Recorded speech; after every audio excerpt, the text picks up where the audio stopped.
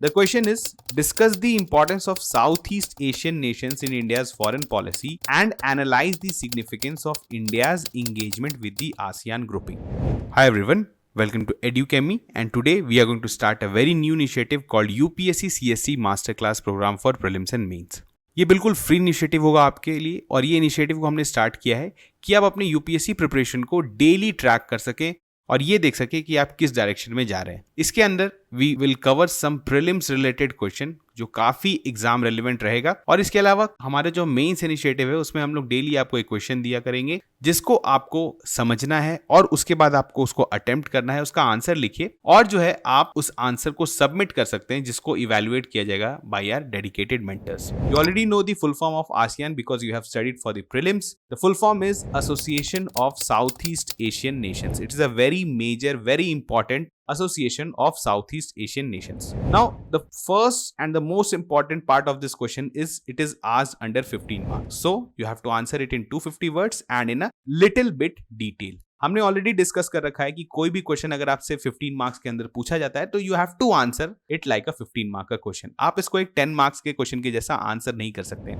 However in the exam, in the real exam, because वहां पर time काफी कम रहता है and you already in a flow of writing answers, तो वहां पर आपको थोड़ा सा डिफरेंशिएट करने में प्रॉब्लम आएगा, अ 10 मार्क का क्वेश्चन और अ 15 मार्क का क्वेश्चन। लेकिन आपको कोशिश करना है कि इफ अ क्वेश्चन इज आज अंडर 15 मार्क्स और अगर आपको मैक्सिमम मार्क्स फेच करना है तो आपको उसी तरह से इस क्वेश्चन को लिखना पड़ेगा। दूसरी इंपॉर्टेंट बात जो है यहाँ पर कि ये क्वेश्चन को अगर हम लोग कैटेगराइज करें, आप जानते हो already we have categorise questions in L1, L2 and L3। L1 questions वैसे हुए जो बिल्कुल basic straightforward factual questions हुए, उसके बारे में जैसे फॉर एग्जांपल अगर ये क्वेश्चन रहता कि व्हाट इज आसियान, आपको कुछ इसके फीचर्स बताने हैं, तो that you can say that question is in L1 because वहां पर सिर्फ फैक्चुअल नॉलेज आपका काम आ जाता है and you can write a decent answer. लेकिन ये क्वेश्चन हम लोग रखेंगे इन L3 लेवल, और L3 क्वेश्चंस वैसे होते हैं जिसका मैक्सिमम प्रोबेबिलिटी रहता है आपके यूपीएससी मेंस में आने का। नाउ यहाँ पर L3 क्यों है ये? क्योंकि फर्स्ट आपको जो है आसियान के बारे में अच्छे से पता होना चाहिए, दूसरा कि साउथ ईस्ट एशियन नेशंस जो है वो इंडिया के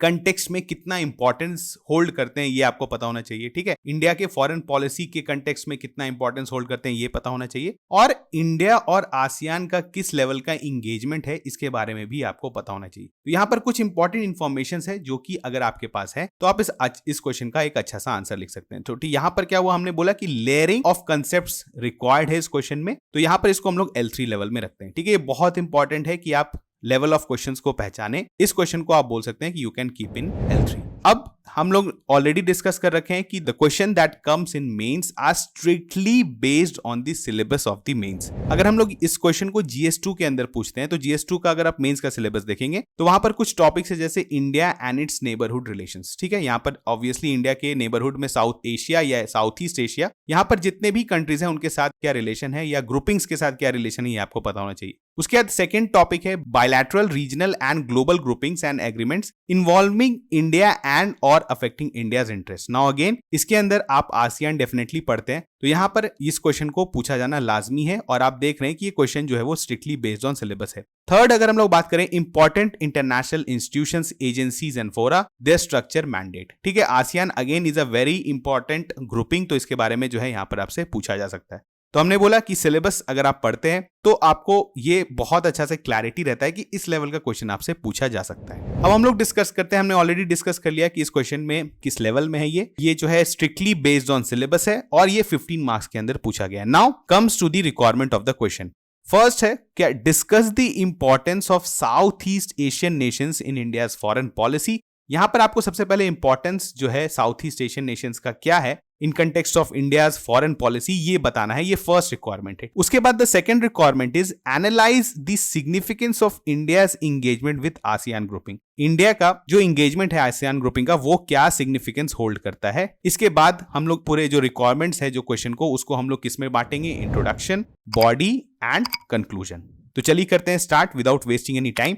फर्स्ट आपको पता है कि किसी भी क्वेश्चन को चाहे वो 10 मार्क्स के अंदर पूछा जाए या 15 मार्क्स के अंदर पूछा जाए, you have to start with a crisp introduction. यहां पर इंट्रोडक्शन आप कैसे दे सकते हैं कि साउथ ईस्ट एशियन नेशंस जो है वो कितना इंपॉर्टेंस होल्ड करते हैं इंडिया के लिए। अगर आप कुछ ऐसे वर्ड्स यूज करें जो कि जनरली अगर आप आंसर्स में यूज करते हैं तो लगता है कि आपने काफी अच्छा पढ़ रखा है और आपका नॉलेज डेप्थ ऐसा है, जैसे कि जियो स्ट्रैटेजिक लोकेशंस, डिफरेंट कंट्रीज का जो साउथ ईस्ट एशिया में जो कंट्रीज हैं उनका जियो स्ट्रैटेजिक लोकेशन है, ठीक है, बहुत इंपॉर्टेंस होल्ड करते हैं इंडो पैसिफिक में। उसके बाद इकोनॉमिक पोटेंशियल बहुत ज्यादा हाई है, काफी अच्छे इकोनॉमीज हैं, चाहे वो आपका सिंगापुर हो, मलेशिया हो, तो बहुत ज्यादा हाई इकोनॉमिक पोटेंशियल होल्ड करते हैं। इसके अलावा रीजनल सिक्योरिटी कंसर्न्स में भी इंडिया के लिए काफी ज्यादा मेजर रोल प्ले करते हैं, अगर चाहे वो इंडो पैसिफिक हो, अगर मैरीटाइम सिक्योरिटी की बात हो, अगर चाइना के इन्फ्लुएंस को काउंटर करने की बात हो, तो बहुत ज्यादा यहां पर इनका इंपॉर्टेंस आ जाता है। लेकिन आपको इतना इंफॉर्मेशन यहां पर नहीं लिखना है, आपको बस लिखना है कुछ इंपॉर्टेंट टर्म्स। आपने ये इंट्रोड्यूस कर दिया कि साउथ ईस्ट एशियन नेशंस जो है वो बहुत ज्यादा इंपॉर्टेंस होल्ड करते हैं। अगर एक लाइन आप आसियान के बारे में भी लिख देते हैं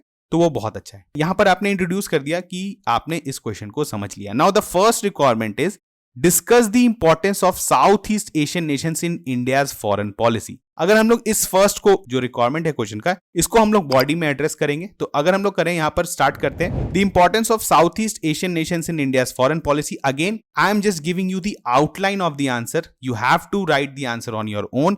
यहां पर जो भी फैक्ट्स, नॉलेज जो भी आपने पढ़ा है उसको यहां पे यूज करना है। और मैं अगेन बोलता हूं कि अगर आपने थोड़ा बहुत भी अगर आपको इंफॉर्मेशन है, अगर आपको हॉलिस्टिक नॉलेज है about this topic, you can answer this question easily. इसी वजह से आप देखते हैं कि कुछ स्टूडेंट्स जो होते हैं वो फर्स्ट टाइम मेंस में ही काफी अच्छा परफॉर्म करते हैं, इसलिए क्योंकि उनको एक अच्छा सा आंसर फ्रेम करने आता है। मैं अगेन कुछ इंपॉर्टेंट पॉइंट्स आपके लिए रिपीट करता हूं कि मेंस में अगर आप एक अच्छा आंसर लिखना चाहते हैं तो फर्स्ट रिक्वायरमेंट इज नॉलेज। आपको नॉलेज होना चाहिए, ऐसा नहीं है कि बहुत डिटेल में जाके नॉलेज होना चाहिए, लेकिन आपको एक हॉलिस्टिक नॉलेज होना चाहिए टॉपिक के बारे में। दूसरा, आपको आंसर का जो रिक्वायरमेंट है उसको एड्रेस करने आता है, ठीक है, जैसे इंट्रोडक्शन आपने अच्छा दे दिया, फिर बॉडी में जो क्वेश्चन का रिक्वायरमेंट है उसको आपने अच्छे से एड्रेस किया। यहां पर आपको क्या करना है कि आपको एक ओवरऑल हॉलिस्टिक आंसर लिखना है, तो आपको एक अच्छा नंबर आ जाएगा। चलिए देखते हैं। Now the question is the importance of South East Asian nations in India's foreign policy की बात करें तो आपको पता है कि इंडिया करेंटली जो है फॉलो कर रहा है एक्ट ईस्ट पॉलिसी। इसके पहले 1990s में we started with look east policy, मतलब हमने ईस्ट की तरफ, वेस्ट से अपना थोड़ा सा ध्यान हटाकर ईस्ट की तरफ देखना स्टार्ट किया था, क्योंकि जो आपके साउथ ईस्ट इकोनॉमीज जो थे ये भी काफी अच्छा ग्रो कर रहे थे और इंडिया के लिए भी ह्यूज पोटेंशियल वहां पे था। इंडिया जो करेंटली फॉलो कर रहा है that is act east policy. तो आप बोल सकते हैं कि साउथ ईस्ट एशियन नेशंस जो है वो बहुत ज्यादा इंपॉर्टेंस होल्ड करते हैं इंडिया के foreign policy, act east policy के बारे में आप बता सकते हैं। उसके बाद इकोनॉमिक कोऑपरेशन। इकोनॉमिक कोऑपरेशन कैसे? ट्रेड, इंडिया का जो है ह्यूज वॉल्यूम ऑफ ट्रेड होता है आपका साउथ ईस्ट एशियन नेशन से, तो ये आप बता सकते हैं। उसके बाद आप बता सकते हैं रीजनल सिक्योरिटी, मैरीटाइम, जिसमें मैरीटाइम सिक्योरिटी, पायरेसी, टेररिज्म, इसको जो है मिल के कंट्रोल करते हैं इंडिया और साउथ ईस्ट एशियन नेशंस। तो यहां पर again this is also a part of India's foreign policy. उसके बाद कनेक्टिविटी एंड इंफ्रास्ट्रक्चर डेवलपमेंट। आपको पता है कि जो हमारा नॉर्थ ईस्ट है वो बहुत क्लोज प्रॉक्सिमिटी में है साउथ ईस्ट एशियन नेशन से, तो उस रीजन का भी डेवलपमेंट के लिए we are seeking an alternative connectivity from the South East Asian. जैसे आपने सुना होगा मल्टी मॉडल प्रोजेक्ट्स चल रहे हैं वहां पर, ट्राइलैटरल हाईवेज प्रोजेक्ट चल रहे हैं, तो ये सारे चीज जो है वो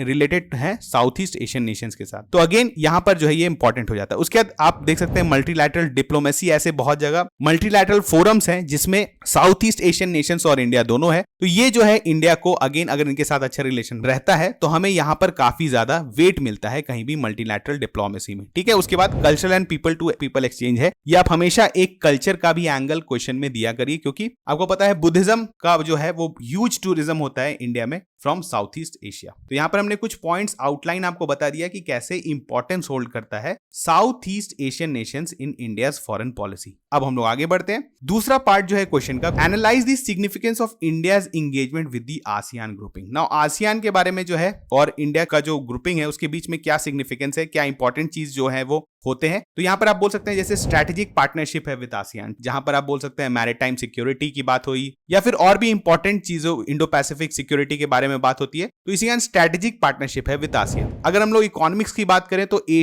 ASEAN India free trade agreement है, जिसकी वजह से ह्यूज वॉल्यूम ऑफ ट्रेड्स होता है। यहां पर काफी ज्यादा ट्रेडिंग होता है between India and ASEAN Nations. उसके बाद counter terrorism and security cooperations के बीच बहुत सारे एक्सरसाइज होते हैं। तो आपको बताना है कि आसियान ग्रुपिंग के साथ जो है वो इंडिया का डिफरेंट एक्टिविटीज चलता है, जो कि इंडिया के पॉइंट ऑफ व्यू से काफी सिग्निफिकेंट है। तो इसी चीज को आपको एड्रेस करना है। अगेन यहां पर डिटेल्स में नहीं जा रहे हैं, आपको इसके विद इन जो पॉइंट्स लिखने हैं वो आपको खुद लिखना पड़ेगा। लेकिन आपको जितना ज्यादा डायमेंशन कवर होता है, जैसे हमने स्ट्रैटेजिक का बात किया, फिर इकोनॉमिक का बात किया, फिर हमने सिक्योरिटी की बात की, तो आपको ओवरऑल एंगल्स एंड लास्ट में आप कल्चर के बारे में बात कर सकते हैं कि आसियान के साथ जो है वो बहुत सारे कल्चरल एक्सचेंजेस भी होते हैं। इसके अलावा कुछ ऐसे फोरम्स हैं जहां पर इंडिया का डिस्कशन होता है, जैसे आसियान रीजनल फोरम। उसके बाद आप ईस्ट एशिया समिट के बारे में बता सकते हैं। ईस्ट एशिया समिट जो है वहां पर भी जितने आसियान नेशंस हैं वो सारे इसके मेंबर हैं। इसके अलावा बाकी और नेशंस है, तो इंडिया को एक अगेन आप बोल सकते हैं बहुत इंपॉर्टेंट पार्टनर या और ग्रुप ऑफ कंट्रीज का एक पार्टनरशिप मिलता है इन दीज फोरम्स। तो यहां पर हमने दूसरा भी पार्ट जो है एड्रेस कर दिया। अब हम लोग बढ़ते हैं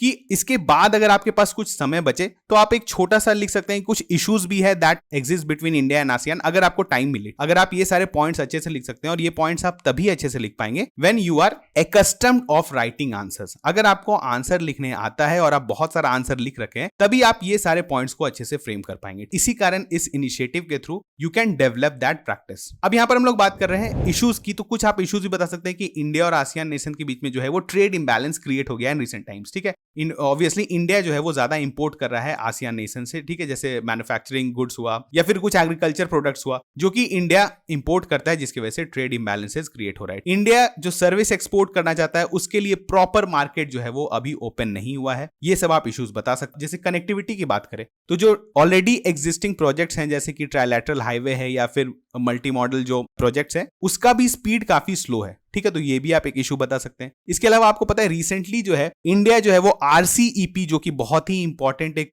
इकोनॉमिक जो है वो आप बोल सकते हैं ग्रुपिंग होने वाला था, जिससे उसे विड्रॉ कर लिया गया। तो ये सारे चीज जो है वो इश्यूज एग्जिस्ट करते हैं बिटवीन इंडिया एंड आसियान। तो इसको आप बस लिख सकते हैं, इसको आपको बहुत एक्सप्लेन नहीं करना है, बस आप बता दीजिए। और उसके बाद finally you need to conclude क्या करना है कि अगेन प्रोग्रेसिव नोट पे कि आसियान एंड इंडिया जो है वो ह्यूज पोटेंशियल है ऑफ आप बोल सकते हैं economic growth, cultural exchanges, strategic partnership. इस तरह के पॉइंट्स को आप लिख सकते हैं कि ह्यूज पोटेंशियल है और इंडिया को जो है वो अपने इंटरेस्ट को मद्देनजर रखते हुए आसियान के साथ एक अच्छा रिलेशन मेंटेन करना चाहिए। तो आप इस तरह से कंक्लूड कर देंगे तो ये पूरा जो क्वेश्चन हुआ this will be a holistic answer. तो यहां पर हमने कुछ डिस्कस किया। अगेन ऐसे ही क्वेश्चंस और ऐसे ही चीजों को हम लोग आगे भी डिस्कस करेंगे। आपको क्या करना है, धीरे धीरे आप क्वेश्चंस को देखिए, उसके बाद दिमाग में पहले थोड़ा ब्रेनस्टॉर्मिंग करिए कि इस क्वेश्चन को कैसे आंसर कर सकते हैं। और जब तक आप ये प्रैक्टिस में नहीं लाएंगे तब तक आपसे जो है एग्जैक्ट या आप बोल सकते हैं जब आप एग्जामिनेशन देने जाएंगे तो वहां पर भी नहीं होगा। इसी कारण आपको यहां पर ये सारे चीज प्रैक्टिस करना है और धीरे धीरे आप इसको डेवलप कर लेंगे। ठीक है, तो चलिए मिलते हैं नेक्स्ट लेक्चर में।